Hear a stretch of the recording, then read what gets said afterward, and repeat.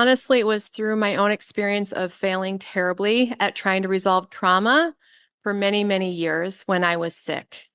And what happened is I was sick with Lyme disease, mold toxicity, chronic fatigue, the whole thing. And I was a nervous wreck. I knew I had trauma. I had a lot of childhood stuff. And, I'd heard like, go resolve your trauma.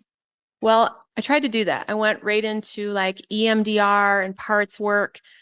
And honestly, it was re-traumatizing to me to go right into those processes because I had no capacity for self-regulation.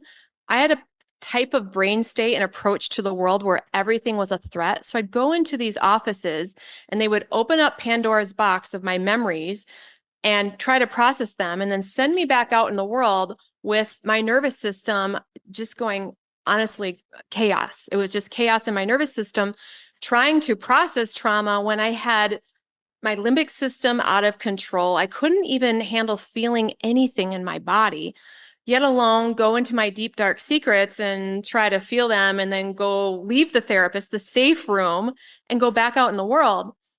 And after several years of doing that, and honestly spiraling deeper into my stories, I became victim central because I'd go to therapists and learn even more about all my trauma and talk about it, and I would not self-regulate out of it. And so this is the key here. I couldn't self-regulate out of the memories, out of the stories.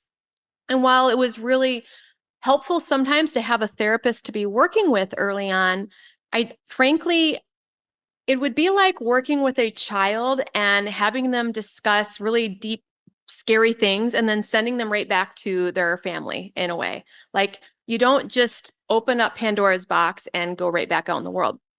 So over time, I was like, this isn't working. I'm just getting sicker. So I put all of that on the shelf and I started focusing more on my brain and my nervous system and just getting some capacity to feel feelings in my body, to feel my symptoms, getting capacity to redirect my thoughts. And in that time frame of putting trauma processing on hold while I built capacity in my nervous system, I began to calm down and self-heal.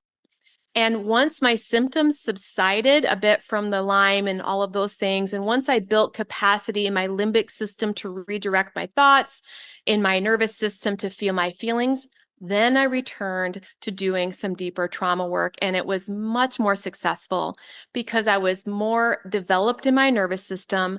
My brain state had more capacity to feel the feels and come back into a regulated state.